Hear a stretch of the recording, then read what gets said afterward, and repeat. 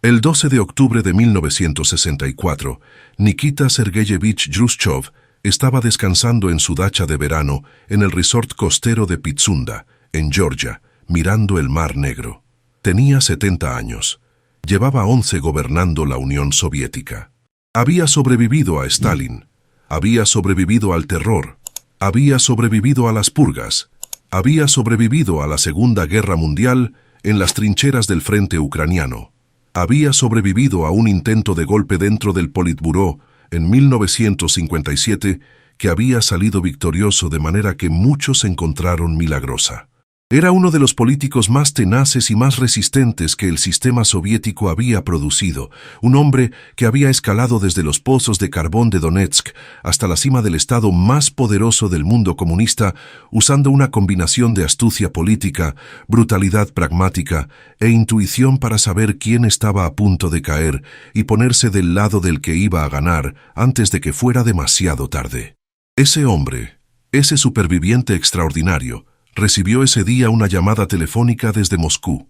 El presidium del partido necesitaba su presencia urgente en la capital para tratar asuntos de Estado de carácter urgente. No había detalles sobre cuáles eran esos asuntos. Khrushchev tomó el avión a Moscú.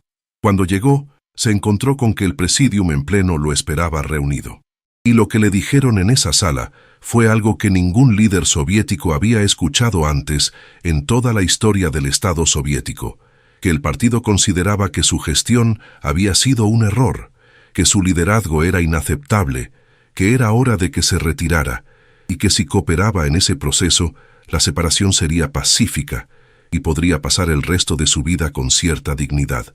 No habría terror, no habría proceso judicial, no habría gulag. La bala en la nuca que había sido el destino de tantos que habían caído en desgracia bajo Stalin no era el destino que Brezhnev y sus cómplices le tenían reservado a Khrushchev. Solo el retiro, el silencio, el olvido. Era el 13 de octubre de 1964, y ese día comenzó la guerra silenciosa más larga de la historia de la Unión Soviética. La guerra entre el hombre que había sido derrocado y el sistema que lo había derrocado, entre la memoria de una era que había cambiado la URSS para siempre y el régimen que quería borrar esa memoria de la historia oficial del país, entre Nikita Khrushchev y Leonid Brezhnev, dos hombres que habían sido aliados, que habían construido juntos el poder que uno de ellos usó para destruir al otro. Esta es la historia de esa guerra silenciosa, la historia de cómo el hombre que había denunciado a Stalin terminó siendo desterrado al silencio, como los que Stalin desterraba al Gulag. La historia de cómo Brezhnev deshizo metódicamente todo lo que Khrushchev había construido. Y la historia de un hombre viejo en una dacha vigilada por el KGB que dictaba sus memorias en secreto y que convirtió esa grabación en el último acto de resistencia de su vida. Para entender la profundidad de la traición que se consumó en el Presidium el 13 de octubre de 1964, hay que entender quiénes eran realmente los dos protagonistas de esta historia y cuál había sido la relación entre ellos antes del momento en que uno decidió que ya era hora de destruir al otro.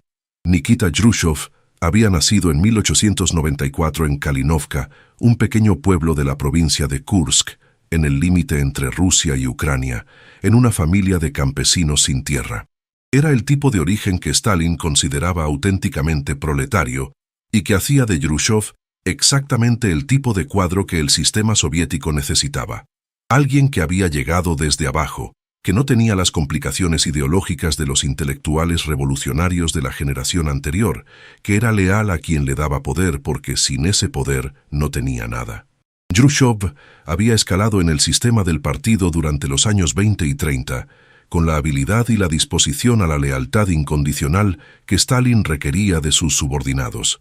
Había sobrevivido a las grandes purgas de 1937 y 1938, ese período de terror en que decenas de miles de cuadros del partido habían sido arrestados, procesados en juicios que eran parodias de la justicia y ejecutados o enviados a los campos. Había sobrevivido no solo porque era políticamente útil, sino porque había participado activamente en las purgas. Sus firmas aparecen en las listas de condena de miles de personas en Ucrania durante su periodo como primer secretario republicano. Era la mancha de sangre que compartía con todos los que habían sobrevivido a ese período en posiciones de poder. Cuando Stalin murió en marzo de 1953, Jrushchov fue uno de los varios dirigentes del Politburó que competían por el poder que el dictador había dejado vacante. En la lucha que siguió, Jrushchov emergió como el más hábil y el más decisivo. Organizó el arresto y la eventual ejecución de Lavrenti Beria, el jefe de la policía secreta, que era el más poderoso y el más temido de los potenciales sucesores. Con Beria eliminado, Jrushchov fue construyendo su posición de liderazgo con una paciencia y una habilidad que sus contemporáneos subestimaron consistentemente porque su apariencia de campesino rudo ocultaba un político de primera clase. La noche del 24 al 25 de febrero de 1956 fue el momento que definió el lugar de Jrushchov en la historia. En una sesión cerrada del 27º Congreso del Partido Comunista de la Unión Soviética, sin preaviso público, sin que los delegados de los países del bloque oriental ni los líderes de los partidos comunistas del mundo hubieran sido informados de lo que iba a ocurrir, Jrushchov se puso de pie ante los delegados soviéticos y pronunció el discurso que se conocería para siempre como el discurso secreto. 4 horas de acusaciones documentadas contra Joseph Stalin, el hombre que durante décadas había sido el padre infalible del pueblo soviético, el genio insuperable del marxismo-leninismo, el líder ante cuyo retrato millones de personas lloraban de gratitud. Jrushchov describió los crímenes del período estalinista con un nivel de detalle que dejó a la sala en un silencio que los testimonios de los presentes describen como el silencio de la conmoción física. Habló de los miles de miembros del partido que habían sido arrestados y ejecutados sobre la base de confesiones obtenidas bajo tortura.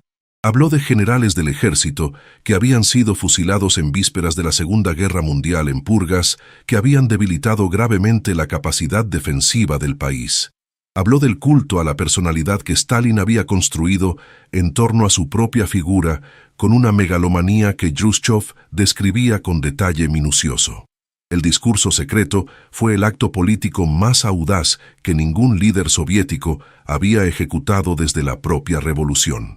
Destruyó en una noche la imagen de Stalin, que había sido el fundamento de la legitimidad del sistema soviético durante un cuarto de siglo. Liberó a millones de prisioneros políticos de los campos del Gulag. Inició el proceso que se conocería como el deshielo de Jrushchov, el período de relativa libertad cultural e intelectual en que la literatura, el cine y el periodismo soviéticos pudieron durante unos años respirar con una libertad que la generación siguiente no conocería. Y sembraron en el Politburó las semillas de la conspiración que terminaría con su carrera. Leonid Brezhnev había nacido en 1906 en Kamensko, una ciudad industrial de Ucrania, en el seno de una familia de trabajadores metalúrgicos. Era 12 años más joven que Jrushchov y había llegado al partido en los años 20, cuando la generación que había hecho la revolución ya estaba en el poder y la siguiente generación que crecería bajo Stalin comenzaba su ascenso en el aparato. La relación entre Jrushchov y Brezhnev había comenzado en Ucrania, donde Jrushchov era el primer secretario y Brezhnev era uno de sus subordinados de confianza. Jrushchov lo había promovido, lo había llevado con él a Moscú, lo había introducido en los círculos más altos del poder. Cuando Jrushchov se convirtió en el líder máximo de la URSS, Brezhnev fue uno de los beneficiarios directos de ese ascenso. Llegó a ser miembro del Presidium, el máximo órgano del partido, en una posición que lo colocaba entre los 5 o 6 hombres más poderosos del país. En julio de 1963, en una conversación con el diplomático norteamericano Averell Harriman, Jrushchov dijo que Brezhnev estaba en línea para la sucesión. Era la señal pública de que el propio Jrushchov consideraba a Brezhnev su posible sucesor. Era también, en la lógica de la política soviética, exactamente el tipo de declaración que podía convertir a un potencial sucesor en un potencial rival que prefería asumir el poder antes que esperar a que el líder muriera o decidiera retirarse. Lo que ocurrió en los meses siguientes a esa declaración revela la naturaleza de la política en un sistema sin mecanismos democráticos de transferencia del poder. Brezhnev, que públicamente seguía mostrando una lealtad impecable a Jrushchov, comenzó en 1963 a tejer en secreto la coalición de dirigentes del Presidium y del Comité Central que necesitaba para poder derrocarlo. Los descontentos con Jrushchov no eran difíciles de encontrar. Los 11 años de su liderazgo habían acumulado suficientes errores, fracasos y decisiones arbitrarias como para que prácticamente cada miembro del Presidium tuviera razones personales o políticas para desear un cambio. Los militares estaban furiosos con la política de Jrushchov de reducir las fuerzas convencionales para financiar el desarrollo de las fuerzas nucleares. Era una decisión que tenía una lógica estratégica defensible, la de que las armas nucleares eran el arma de disuasión definitiva que hacía redundante mantener los enormes ejércitos convencionales de la era prenuclear, pero que producía resistencia visceral en los generales que veían sus presupuestos y sus posiciones recortados. Los burócratas del partido estaban profundamente irritados con la reorganización administrativa que Jrushchov había implementado en 1962, dividiendo las organizaciones del partido en las regiones entre secciones industriales y secciones agrarias. Era una medida que desorganizaba las redes de poder y de influencia que los funcionarios habían construido durante años y que en el aparato del partido fue recibida como una amenaza directa a las posiciones establecidas. Los miembros del Presidium estaban hartos del estilo de gobierno de Jrushchov, impulsivo, errático, propenso a las iniciativas sorpresivas que se anunciaban sin consultar a los colegas, con la tendencia a tomar decisiones de importancia histórica en momentos de impaciencia emocional. La crisis de los misiles de Cuba en 1962 había sido el ejemplo más dramático. La decisión de instalar misiles en Cuba había sido tomada por Jrushchov con un nivel de consulta a sus colegas que los propios interesados describieron como mínimo, y el resultado había sido la crisis más peligrosa de la Guerra Fría, terminando en un acuerdo que la URSS había tenido que negociar desde una posición de debilidad que dejó al liderazgo soviético con una sensación de humillación difícil de disimular. Y los tecnócratas del partido y del Estado estaban preocupados por los resultados económicos.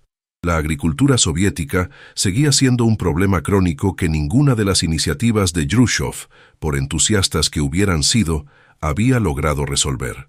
El programa de las tierras vírgenes en Kazajistán, que Jrushchov había lanzado en 1954 con la promesa de transformar las estepas asiáticas en el granero del mundo soviético, había producido resultados decepcionantes que se habían hecho evidentes en los primeros años de la década de 1960.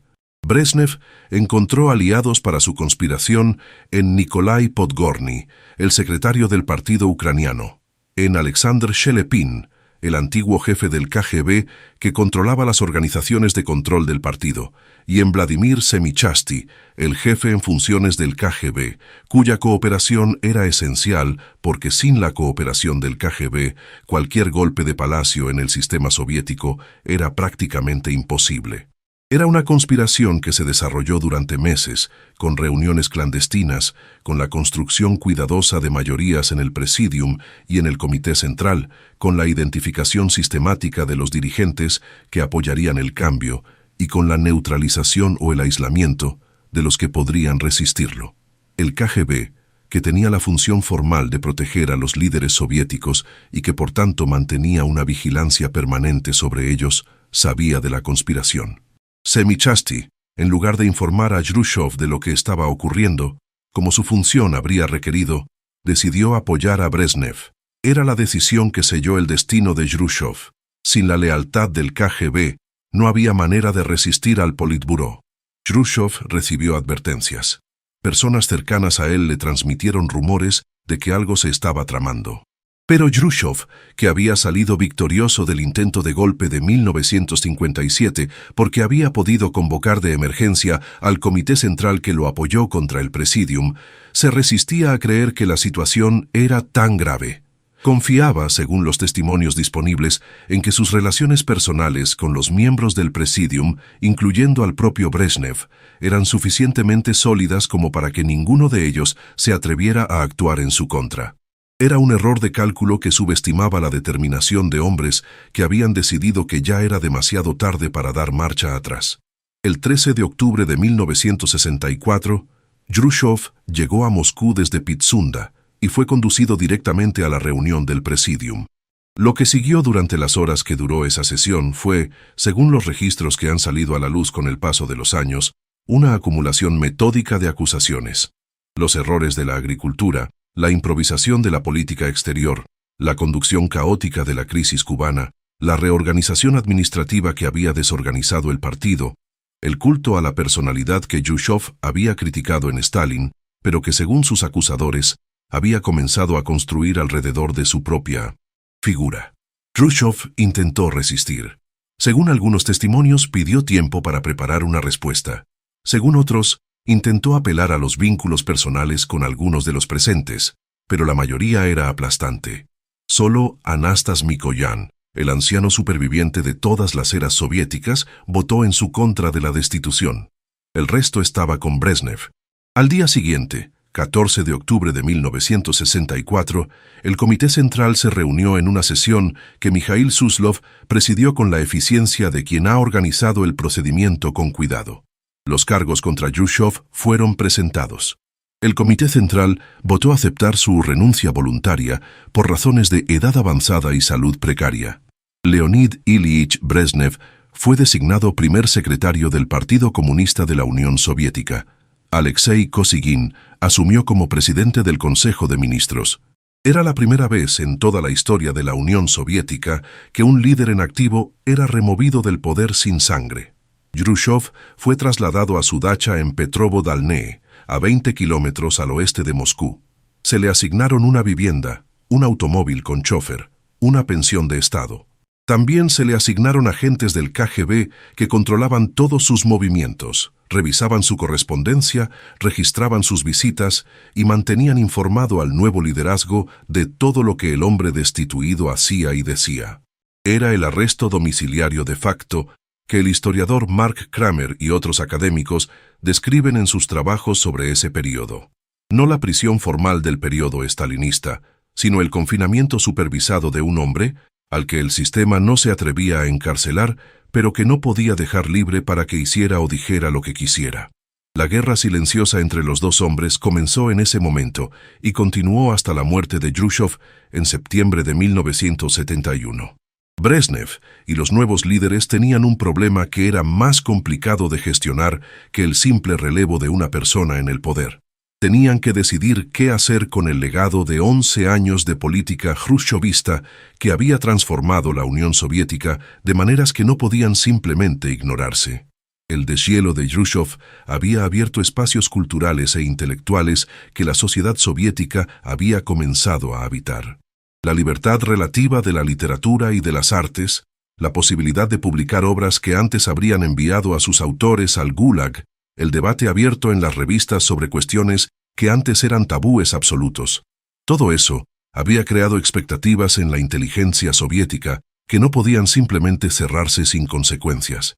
La desestalinización, el proceso de rehabilitar a las víctimas del terror y de reconocer los crímenes del período estalinista, había liberado a millones de prisioneros políticos y había dado inicio a un proceso de revisión del pasado que tocaba directamente las carreras y las reputaciones de muchos de los dirigentes que ahora estaban en el poder, incluido el propio Brezhnev, que había hecho su carrera bajo Stalin y en el sistema estalinista. Y las reformas económicas que Jrushchov había iniciado, por incompletas y contradictorias que hubieran sido, habían puesto en debate cuestiones sobre la organización de la economía soviética que no podían simplemente ignorarse en una era en que la brecha de productividad entre la URSS y las economías occidentales era cada vez más evidente. La respuesta de Brezhnev a todo eso fue la que los historiadores han llamado la restauración, el proceso de revertir sistemáticamente las principales reformas jrushchovistas y de construir un nuevo sistema político que pudiera presentarse como una alternativa estable al dinamismo impredecible que Jrushchov había representado. La reorganización administrativa del partido, la medida más universalmente odiada del período jrushchovista, fue revertida casi de inmediato. Las secciones industriales y agrarias del partido que Jrushchov había creado fueron reunificadas. Las estructuras burocráticas que se habían desorganizado en 1962 fueron restablecidas en sus formas anteriores. Era un mensaje claro para el aparato del partido. La era de las reformas impulsivas había terminado. El sistema burocrático que cada uno de ellos habitaba y del que dependía volvía a ser estable y predecible. La desestalinización se detuvo en seco. No hubo una reestalinización formal. Brezhnev era demasiado hábil políticamente para intentar rehabilitar la imagen de Stalin completamente, lo que habría producido una reacción internacional y una resistencia interna que no valía la pena gestionar. Pero el proceso de rehabilitación de las víctimas del terror se ralentizó hasta casi detenerse. Las publicaciones que habían comenzado a documentar los crímenes del período estalinista fueron frenadas. La discusión pública de ese pasado fue desalentada con la firmeza suficiente para que los escritores y los intelectuales entendieran que ese era un tema del que era mejor no hablar. El deshielo cultural fue reemplazado por lo que los historiadores llaman el período de la estagnación cultural. El retorno a los criterios del realismo socialista en la literatura y las artes, la persecución de los escritores que se negaban a ajustarse a esos criterios, los juicios de figuras como el escritor Andrei Sinyavsky y el poeta Yuli Daniel en 1966, que fueron condenados a campos de trabajo por publicar en el exterior obras que el régimen consideraba antisoviéticas. Era el mensaje de que el deshielo había terminado y que las reglas habían cambiado. Kosygin intentó introducir reformas económicas más serias. La reforma Kosygin de 1965 buscaba dar a las empresas estatales soviéticas mayor autonomía en sus decisiones de producción, introducir criterios de rentabilidad como indicadores de eficiencia y reducir el grado de microgestión central que sofocaba la iniciativa de los gerentes de empresa. Era, en muchos aspectos, la dirección que los reformadores económicos de la época consideraban necesaria para mejorar la productividad de la economía soviética. Brezhnev no la bloqueó directamente en 1965.